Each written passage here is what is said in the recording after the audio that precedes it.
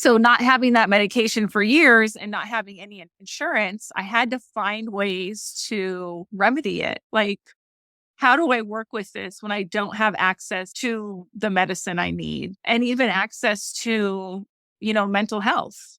I didn't have access to any of it. So I started reading a lot of books and trying to educate myself on it and just learn how I can work with it since I don't have the ability to take medication for it.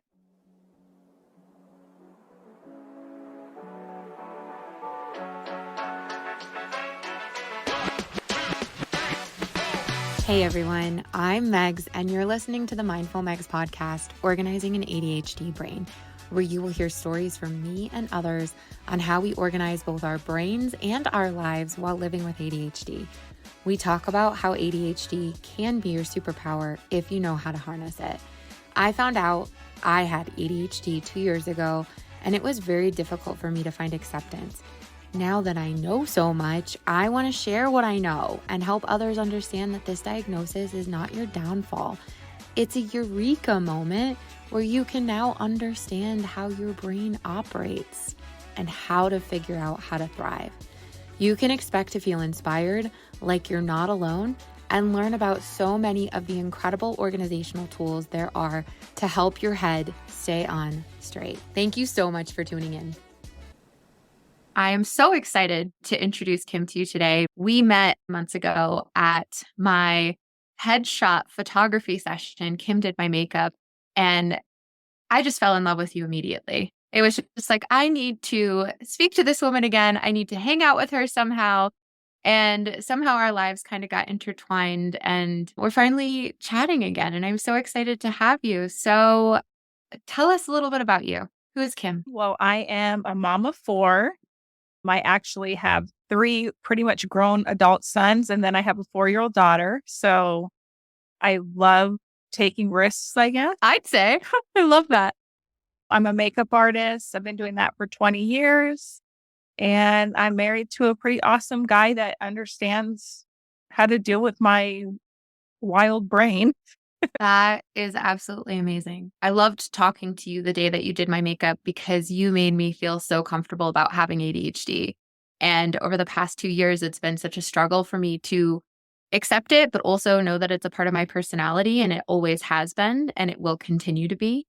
And I saw the confidence in you that day, and I thought it was really amazing. So tell me, how long have you known that you've had ADHD? I have a really funny story about that. We were stationed in Japan, and my sons, they have something called tics, which is kind of like sometimes it can lead to Tourette's.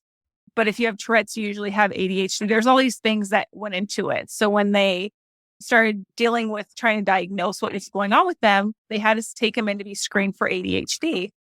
And the woman doing the evaluation, she looks at me and she goes, I don't think they have ADHD, but I think that they mimic your ADHD behavior. And I was like, huh? What do you Oh mean? my gosh. It was like, yeah, you have ADHD, don't you? I was like, no, what are you talking about? I must have been 23 at the time. I probably was like 24. I'm 40 now. Wow. So did you end up going to a doctor to get diagnosed, or what happened after that?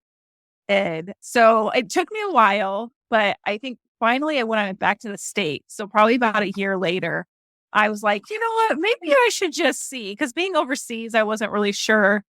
I just wasn't really sure how I felt about being seen there on base. I wanted to go to a civilian doctor who I felt would listen to me more. So I ended up going to a civilian doctor when I got back to the US, and they were like, yeah, you definitely have ADHD. And from then on, I started, they had me medicated. I started doing some research here and there. And then I lost my insurance. Oh no. That kind of was not great, to not have insurance all of a sudden. So I went off ADHD medication, and that was really rough. And so not having that medication for years and not having any insurance, I had to find ways to remedy it. Like, how do I work with this when I don't have access to the medicine I need and even access to, mental health? I didn't have access to any of it. So I started reading a lot of books and trying to educate myself on it and just learn how I can work with it since I don't have the ability to take medication for it. That's fascinating. And I really want to learn about a lot of the things that you did to deal without having medication. But before we dive into that, I'm so curious as to what you went through when you found out you had ADHD. I mean, you said you were 24, so that was what, 16 years ago? Yeah. And 16 years ago, I feel like that wasn't something that was really talked about in No, not at all. adults. I don't think I even So, told people I had it until the last like 5 years. so how did you navigate that space? I mean, you said you read books, but that must have been emotionally tolling. Just figuring Oh, yeah. out how your brain works when there's not a ton of information and not a ton of people to talk to about it. Yeah, it was rough. I do know that they ended up sending me to kind of like a new idea. It was called DBT, which Oh they have yeah, I've heard of DBT that. and DBT, but this was about, like I said, probably 16 years ago. And they had just started putting those kind of program or different things to teach how to deal with your emotions and deal with your thoughts. And I will say, learning that before even being on medication, it really did help me to form my thoughts better, like That's slow my cool. sleep down a little bit or my thinking down a little bit. Yeah. So as you came off of medication, and that's a struggle in itself, what kind of tools did you implement to navigate that world? Aside from like the thought process of the CBT, DBT practices, I'm sure helped a ton, but tell me more about that. Well, one of the things I found out was caffeine is its own way of like self-medicating. Most people are like, oh my gosh, I drank a Red Bull and I can sleep for 8 hours. And I was like, I drank a Red Bull and I was able to read a book, Yeah, you know? I So relate to that so much. yeah, like when we drink caffeine, most of us, we don't get this. Like if you don't have ADHD and you drink caffeine, you're probably going to actually get energy from it. For me, it was just like, oh, now I can think normally. It's almost like maybe it speeds up the part that and meets it with the part that's already sped up. This is a theory. Okay. I know That's a we're not doctors here. We're just yeah, telling no you our doctor. experiences. um, I wouldn't say it was the right thing to do, but I'll say that it did help when I didn't have medication. I did notice that I was taking a lot more caffeine in. I also just knowing that you have it, it's kind of like, I don't know, when you have like PMS and you know why you're angry at everyone, it's a lot easier to be like, you know what, it's not your fault. I know why I'm feeling this way. So it's kind of just that acceptance of, I know that this is going on because of the way my mind works. Hmm. And I also learned some of the different ways to eat better to help. I'm not always the greatest about implementing it, but like the anti-inflammatory diet, I do notice when I actually implement it into my diet, it does make a difference. Really? And drinking lots of water, which I also don't like that stuff. Not if I agree. Yes, I think a it's a lot of struggle us for are, me to drink water. almost everybody I know with ADHD does not like water. Yeah. I I want think so there's much something to to like that. it. I know. I drink the liquid IVs. I'm like, look, I'm going to have to do something. Right. Absolutely. To prevent yourself from being dehydrated. That makes sense. Which probably does not help with the cloudiness that I already have. Yeah. I did just discover kombucha. Have you ever drank kombucha? I tried it once and it was a long time ago. And I think it gave me such a I had such a negative Oh reaction to no. the taste that I haven't had the inkling to want to try it again. Yeah, I've always kind of been disgusted by it, but over the past couple weeks, I've been trying to get rid of soda in my diet. I'm like a Mm. diet Coke person, and I drink I way have too something much. to tell you about that. Okay, tell me. Don't drink Diet Coke. So Okay, words of it from the really, wise. my neurobiologist told me that I pretty much gave myself aspartame poisoning Really? because That's a thing? yes, Diet Coke has so much caffeine in it. So it was like, to me, just as much as drinking a energy drink, it wasn't too far off.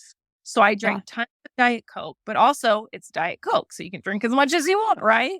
Mm-hmm. But when you're drinking, you're not even eating, but drinking 3 large Diet Cokes from McDonald's a day, it's a problem.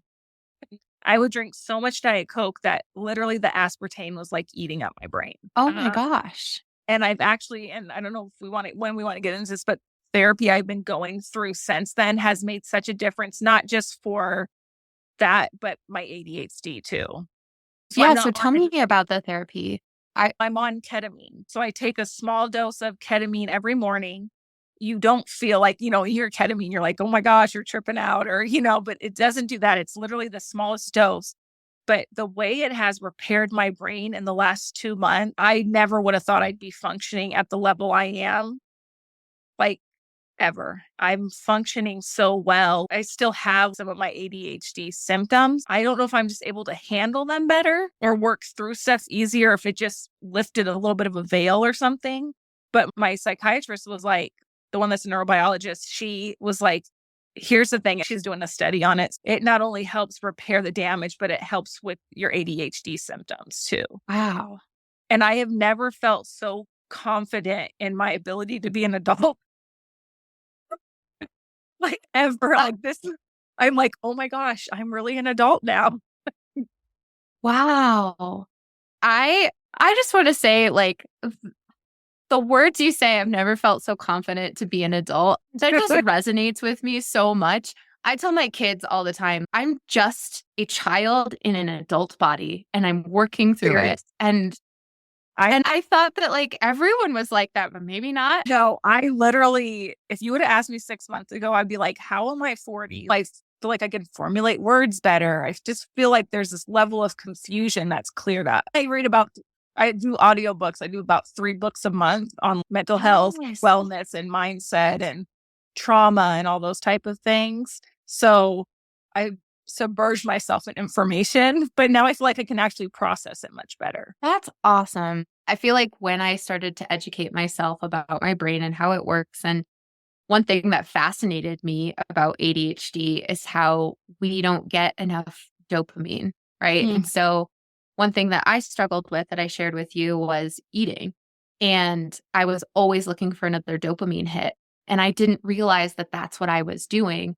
I now am very aware of that, but that's why I was so heavy in the days that I was trying to lose weight, but my brain was like, not on this planet. Right. Or looking for something to energize you or to get that next hit. So I would love to know a little bit more about what you're working on with your therapist and how that's helped you. Obviously, medicine is one thing, right? But that's not the only answer. I think that's huge. And I think if you're using medicine for ADHD, I think it's great when you find the one that works for you. And when you implement all these other tools and strategies along with it, it just brings you to that next level, like reading, like educating, and then therapy. Well, and with medication, it's like, it's great. But if you're taking something and you don't know what to do with your new insight or your new awareness, it's only going to help for so long because you're not building on that skills. I feel like you're just going to have to add to it because you're never really going to the root of the problem or the root of the disorder, which I've read a lot of books about that. Even Gabar Mate is a great author that talks about that. And he talks a lot with his ADHD and how trauma plays into that and how circumstances and just the things that happen in your childhood and the way we were raised in those eras, even it doesn't even just always go back to your parents, but it goes around with your surroundings, where you grew up, how you grew up, the financial stability of your family, all those things add into dealing with ADHD. So with my therapy, I do one group therapy a week. I was going to a trauma one, but I actually moved into the depression one, which my depression I haven't even dealt with or felt depressed in months, That's amazing. So that's really that's been huge because I've always had a little bit of depression. My anxiety, still there. Not too bad, but I still have, the anxiety hasn't gone away completely. I feel like between having a great therapist, having a great group setting every week to come and talk and hear other people, and we just share, no matter where we're at in life, we can all relate to having the feelings of depression, even if it's in different circumstances.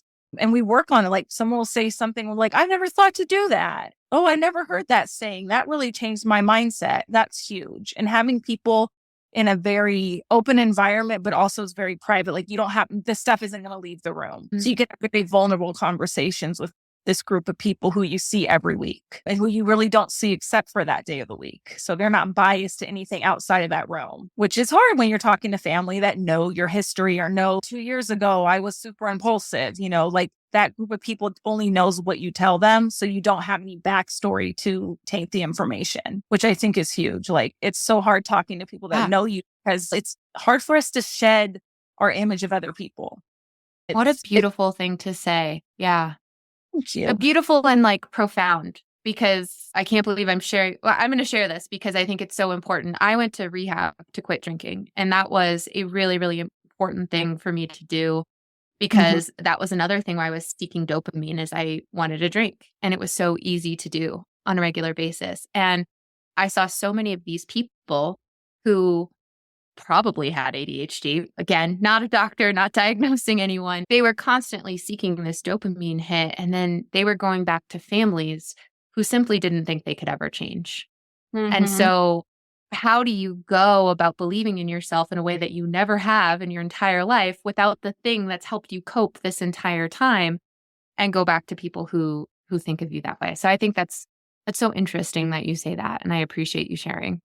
Yeah, the support is so important, but having that unbiased support, I would recommend it. Because at first I was like, I don't want to go to these group classes every week. Not because I didn't enjoy them. I just felt like, oh, I have things to do. It's more like, oh, I have a job that day. Like I can't go. And now I'm in a place where I will be at this group every week. Yeah. I will set up 5 reminders to be there. And, I had to miss one because we had a prior agreement. And so I missed it. And after going so consistently, I really missed seeing those people. I've never desired to have a relationship with them outside of there necessarily, just because I don't even have time for the friends I have. But I just missed it. I missed like, oh, I wonder how that person was doing this week. I wonder how they were feeling. And I wasn't thinking about what their past was. I just know what they're dealing with right now.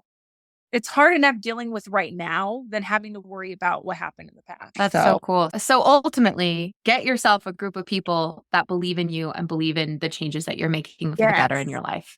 And that's okay if family is not that, because sometimes family is not that, and that's okay. Yeah. And when you know someone for, let's say you're 30 and they've known you intimately for 18 years, they only know that condensed version of you. They don't understand that other 10 years because they haven't been there. So all they have is what's based on what they know. I used to be really upset when I felt like people were holding my past against me. But then I'm like, those people, I haven't given them viewership to my life now. You haven't had the access to me for 10 years. So I can't expect you to know about who I am if I haven't shown you or if I haven't wanted to show you. Kind of goes both ways in a way, because sometimes we don't share with those people how much we've changed either. That's really fair, and taking ownership of our role in that relationship as well. And I think there's a lot to be said for leaving certain relationships behind and moving on too. And I think that's part of it, right? Like we don't open up and we don't share a lot of our changes and a lot of our insights or the education we've had because there's no need to, right? That's a lot of energy. You even said it yourself, like, I don't have time for my own friends right now because there's so much life that we're living. It is. I get so sad because I have so many amazing people, so many people that support me. And people that don't hold my past against me. But, sometimes we don't want to burden people with that or, and we just don't have time either. Like, I don't have time to update all my amazing friends on what's going on with me. But we're not going to post it on social media either. Yeah. And that's 2010, Kim. I remember I saw a post of mine the other day that I was like, my tummy hurt. And I was like, oh, good God, Megan, put that away. I was like thinking, I'm like, I wish there was a way to turn it off. Anything that was more than 10 years ago, don't show me. I don't need to. Right? Yeah, not interested. Does not bring me joy. No interest. Oh my gosh. Well, tell me, I know you and your husband are both entrepreneurs, right? He owns his own business as well, multiple businesses. How do you navigate that space with ADHD? How do you find any kind of organization in that life? I'll say he's really the one that's great at that. And he's kind of on that verge is where we think he is probably ADHD, but he's more of an introvert. So it doesn't come across as much like ADHD. Yeah. But he's really good at like putting in systems into place. It's been recent that we've gotten our lives together as far as being organized. But I think the great thing is we're both creative. So at least we have the understanding of, you know what, she probably isn't going to remember to tell me XYZ, but I see it on the calendar. So let me ask her. And same thing with him. hey, I see this on the calendar. What are we going to do for childcare? I think we both watch each other's back because we both know that we forget. So sharing a calendar is one of the Mhm. best first steps. Working in the same industry kind of helps because we have a lot of the same clientele or a lot of the same projects. So working that together is great. And we're both creative. That helps because our jobs are creative. I love the communication aspect of sharing the calendar. My husband and I have recently started doing it. He does have ADHD. So we have had to talk to each other about like not interrupting each other when we're hyper focused and different things like that. And so it's been good to incorporate that communication. I think for so long, if I would ask him about something, it would almost be like I was angry at him. But now I go in, I'm like, I'm not mad at you. You have not done anything wrong. I'm curious about this. Help me understand so that we can work together to come up with a solution. Because I know for me, I always think that people are mad at me or judging me, right? Or there's a conflict. Right. You're like, wait, what did I do? Right. Nothing. What do you mean? Right. It's funny because I'm that person where he would probably have to say what you said to your husband because that's how Mm. I'm like, are you mad at me? I just think we're constantly growing. And it's funny because I even share with my daughters sometimes. My daughters are 6 and 4. And I share with them sometimes, mommy grows every day. And I learn something new, figuring out how to regulate my emotions, because that's something that can be triggered through ADHD and figuring out how to react in certain situations. But it was funny because they were like, "Really? All these kids think that the adults have it figured out." Don't. Right. I We don't. and the other day I was like, wait, I bet my mom didn't know either.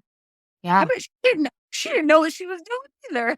Like she was just Yeah. making it up. It's funny because I just came to that realization that maybe that's why I'm so older too, or more like an adult, because I realized none of us really know what we're doing.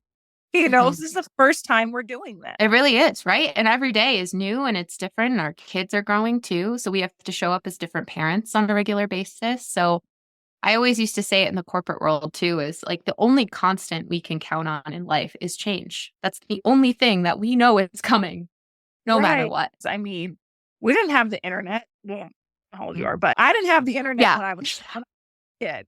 So Yeah. we really are doing this for the first time, Yeah. because our childhoods were nothing like this. And I'm guessing that my parents' childhoods were nothing like what ours were. So they're navigating an entirely new world to everybody. And I think it's cool too. I mean, it's hard because it's new and it's different. And I think one of the neatest things about like having ADHD in the world of the internet is that I don't know about you, but I feel seen in a way that I Oh, never yeah. felt seen growing up and in my Right. 20s. Like when I'm watching TikTok I watch Instagram, but they are usually TikToks on Instagram and talking about all these things. I'm like, oh my gosh, that was me daydreaming in elementary school. That was me. All those things that we didn't know were ADHD in women or in girls. I'm looking back and I'm like, oh, so I talked a lot and that was normal for me. When Yeah. it makes you feel more validated too. I feel like it makes me accept myself from the past and not be like, oh, I was this annoying kid that was always spaced out and all this stuff. Oh, that was totally normal for me to be like that. And it makes you have some self compassion for yourself and kind of almost rewrite history for yourself a little bit. I'm not living in that mindset that, oh, I was an annoying 8-year-old and I'm still that annoying 8-year-old. Now I'm like, oh, no, I was a superhero back then. Right. And knew it. Jokes on. Yeah. Oh, it's funny because growing up, I always like looked back on myself and I was so annoyed with who I was, right? And that it took a really long time to come to the person I am now and love myself. But I was thinking about myself the other day, and initially I came up with that annoyance again. Like, I can't believe I was that person. And then I Mhm. reframed it a little bit and I was like, ooh, I wish I could go back and give her a hug. Like, I just want to go Right. back to me as a kid and give her a big hug, no matter if there were 25 butterfly clips in her hair or not. I just want to give her that hug. Period. Well, and I think Yeah. having daughters makes a big difference. I don't know about you, but like, so I have 3 sons, and Yeah. I was really young when I had my oldest. I was 19. So I was still learning. Still, my brain was Mhm. still developing. First to all my boys. But when Yeah. I see my daughter and she'll run up to someone on the playground and say, you want to be my friend? And I remember feeling judged and made fun of as a kid for that. But when I see my daughter do it, I don't think of how embarrassed I felt as a kid or felt judged. I think, oh my God, she's so cool. Like, look at her just Right? look at her being a little cool social butterfly.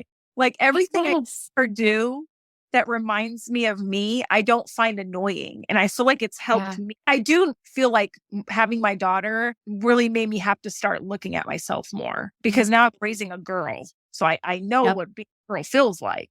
I don't know being a boy. So I know being a girl feels like.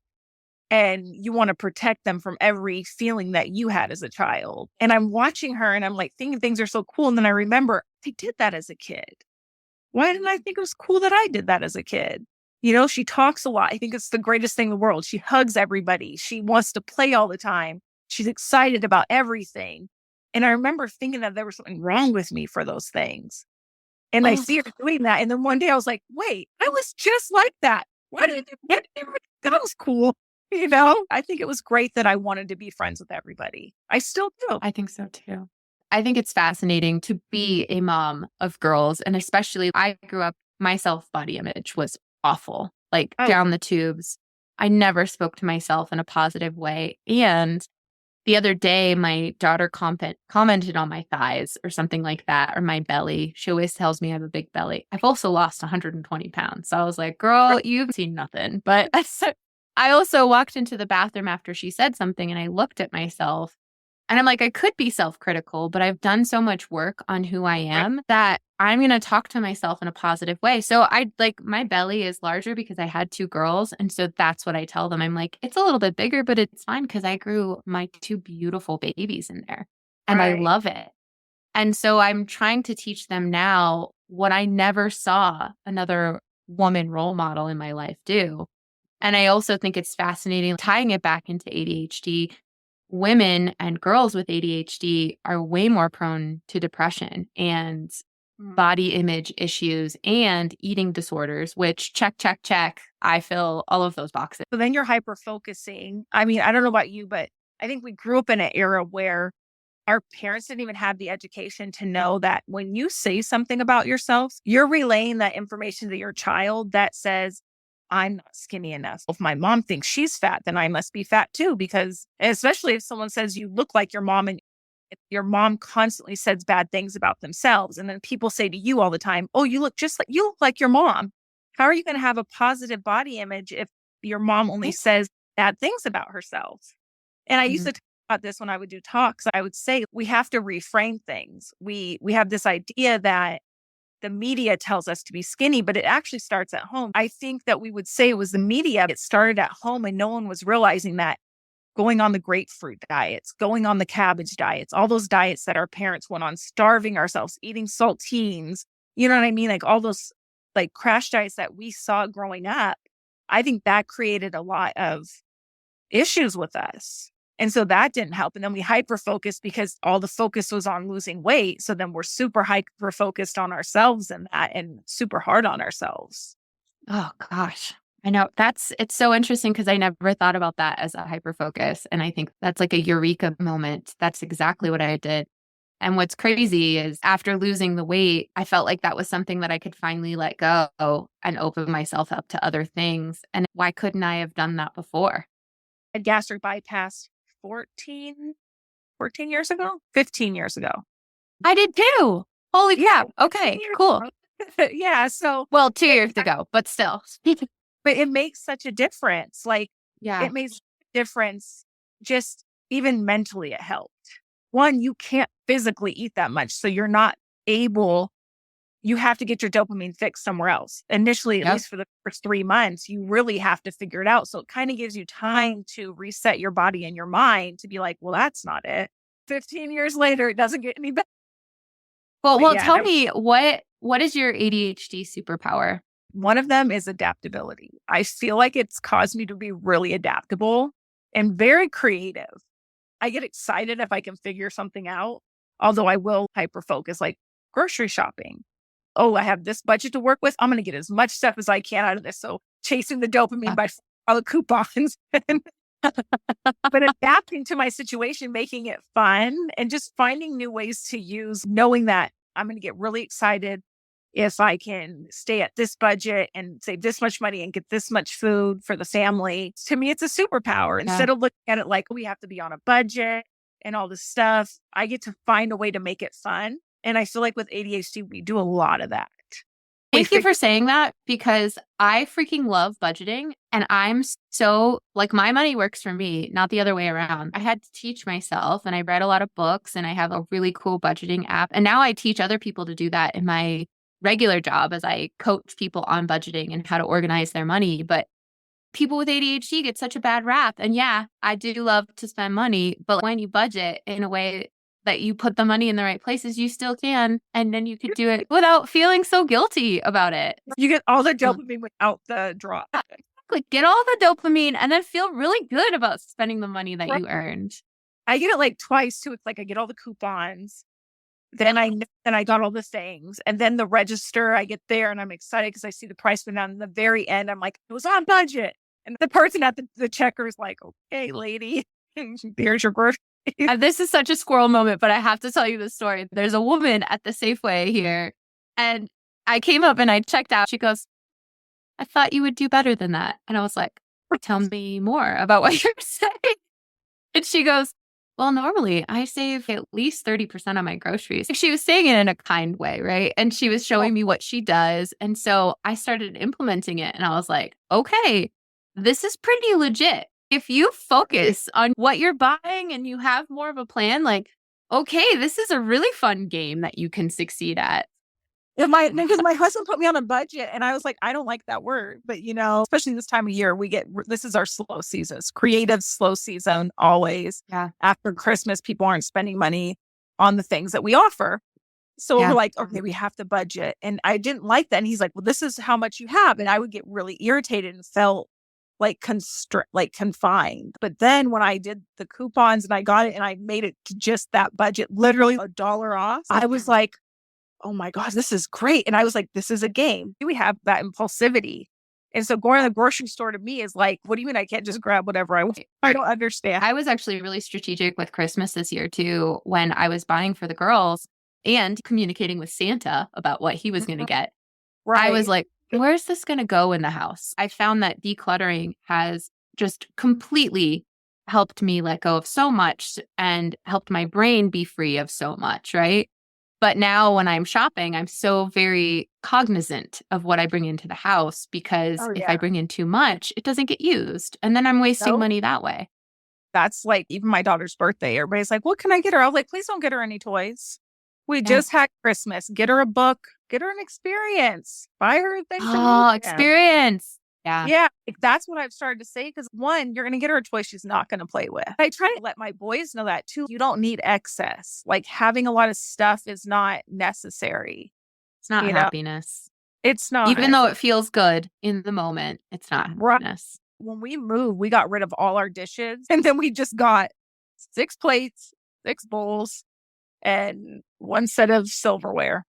I think there's 6 of each. And no one's going to do the dishes if they don't have to. Oh, totally. Yeah, but when they have to wash a dish to eat something, they have to wash a dish. This is team building. That is brilliant. It just really is. What other ADHD superpowers would you like to share? Problem solving. I feel like no matter what happens, I can figure something out. I can always figure something out. It might not be what I want it to be, but I can always figure something out. Oh, we don't have anything for dinner? Let me see. Might be something weird, but I can figure it out. Just doing that and using my resources, knowing that, okay, you know what? I can go online, plug in these ingredients. Some people would be like, oh, there's nothing to eat. Like some of my kids. There's this drive to figure things out. That has to be an ADHD thing. Coming back to the money thing again, I always say money comes easily to us. And that's because no matter what, we will always figure out how to make money or how to live our best life with our girls, And I think that's part of the creativeness and always thinking outside the box. We don't really have a box that we think within, I guess. Where is this box we're talking about? Yeah. There's no boxes in our life. Your mind just exploded at this point. Yeah. And then I would say resilience. I feel like even when I think that I just can't do it, There hasn't been a day I haven't been able to do it. I feel like having to struggle so long without knowing or not having the resources, I made it through Mm. not even knowing I had it for years. So knowing I have it to me just is making it easier to use it to my advantage, especially the more I learn about it, and that goes into the energetic enthusiasm that we have. Heck yeah. What advice would you give to someone who is just finding out they have ADHD now? One, try to accept it. Don't work against it. Mm. Because I know for years, I was really frustrated that why does my life have to be this way? When I found out, I didn't know what I know now. Now I'm like, oh man, before it was a funny joke. Oh, I have ADHD. And now the more I know about it, I'm like, dang, this is a life sentence. There's days where it felt like that. It was like, oh, this isn't Yeah. going to go away. This isn't something that's just a phase, So Yeah. just kind of accept that, okay, one, it's not going away even if I want to pretend like it's not here. So you might as well find the ways to navigate it and to make it work for you. I'd say read books on it. That's huge. Reading books on it and just understanding, even if you're someone that wants to know the origins, read books that have theories on why ADHD is a thing. Why not? Mm-hmm. Find out, see if you change your diet. Just kind of dive into like knowing about it and not pretending like it doesn't exist or feeling like, woe is me. Because at the end of the day, if it's there, it's there. It's not going to just go away if you don't do anything with it. But why not turn lemon into lemonades? Where were you 2 years ago? I needed you to say all of these things to me. Right. I got diagnosed and then I was like, she's wrong. She doesn't know me. I don't have ADHD. I've never had it, right? So how could you say I have it now? I'm not a 5-year-old boy running in circles. No. We didn't realize all those little things that we know now. Even when I was diagnosed, I was pre-diagnosed by that lady. I didn't even realize what behavior she was talking about. And now I'm like, kept interrupting her because I went off in this story and, because I was looking over there and zoned out. Now I kind of see, but it took me even till recently to understand what she saw. Yeah. And it's mostly what I've been hearing on like those little videos, those little snippets. And I'm like, oh, that's how she pre-diagnosed in 5 minutes. And without being a doctor, it's funny because when I meet people now, they're like, oh, I've thought about looking into it. And I'm like, I could just tell you. But I'm not a doctor, so don't listen to me. I could tell you, but I could tell you to definitely talk to your doctor. You should probably have that conversation. I remember saying to my therapist, I just thought that everyone's brain worked like this. And she's like, oh, honey, no. What the heck is neurotypical? What does that mean? What does it mean to have a normal brain? I want to know what that's like. We're pretty awesome the way we are. Yeah, and I don't think anymore, but I guess I'll never know. Exactly. Oh, Kim, this is so amazing. Thank you for coming on my podcast. And thank you for being so vulnerable and open. And, I think what's really cool is like you are just an incredible woman, a makeup artist. If you ever have the chance to get your makeup done by Kim, do it because I've never met someone more talented than you. And there's a lot of talented makeup artists out there. I just really appreciate you bringing the normalcy into the ADHD brain because there's ways to stay organized. There's ways to find life where you can succeed and you can have the life that you've dreamed of, even with all of our craziness and our brain working way faster than we can keep up with. When you need something and you have ADD, you need to just know where it's at. Yes. Otherwise, you've cleaned rooms, reorganized the pantry, but didn't find what you actually needed. And then you still have to go to the store and buy it because it's hiding somewhere that you couldn't find.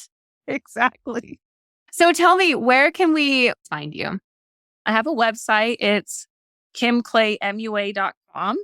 And then I'm also on Instagram as Kim Clay Artistry. That's the 2 easiest ways to find me. And is there anything else you'd like to tell the listeners or advice you'd like to give?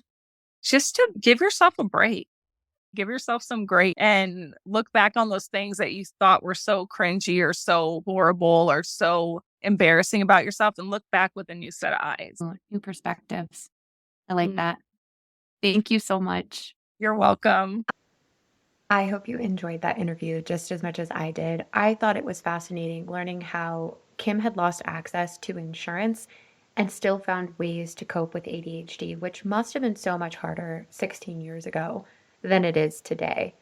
We also talked about DBT, or dialectical behavior therapy. I put a link in the show notes so that you could read a little bit more about it if it's something that you're interested in. It's meant to provide skills for managing emotions and negotiating social relationships. So if you have a therapist, you could talk to them about it. If you don't have a therapist, I still recommend looking into therapy.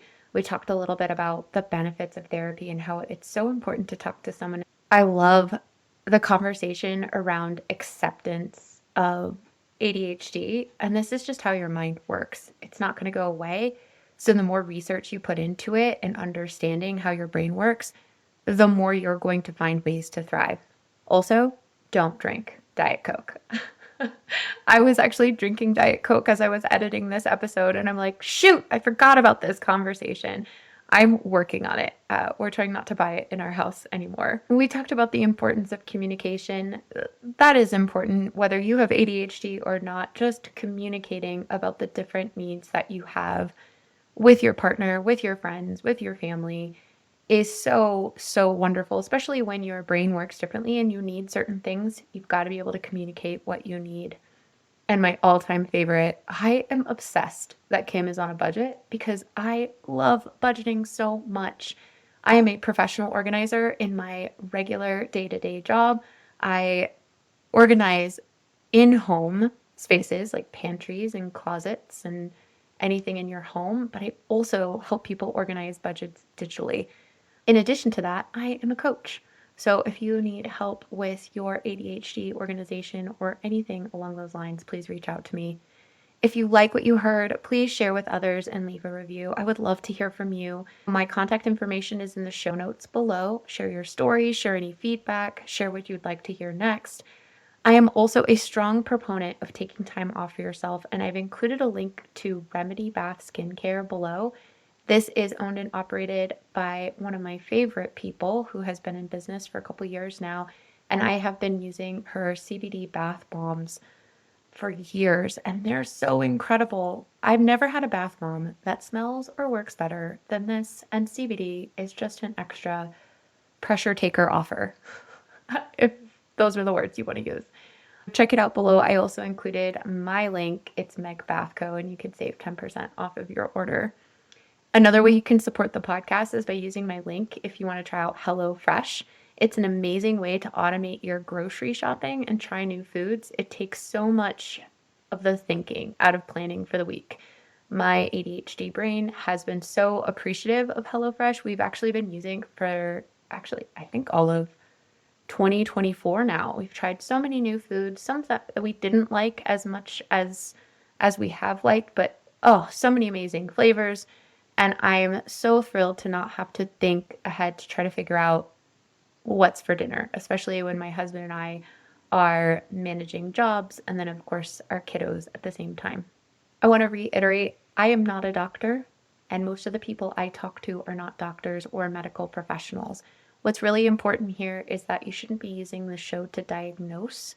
I wanted to make this show available to people who wanted to be able to relate to other people like them. I know I needed this tenfold when I first found out that I had ADHD, and I didn't know there were so many other people out there who had either gone through similar circumstances or were going through them at the same time as I was. So if this helps anyone feel like their brain works like other people's and we can relate to something, if you're trying to figure out if you have ADHD or not, please talk to your therapist or a medical professional so that you can truly understand what kind of options you have out there for support and, of course, for medicine. And then come here as you're along the ride for the journey and listen to people who are going through similar circumstances and understand that it's not a one-size-fits-all sort of diagnosis.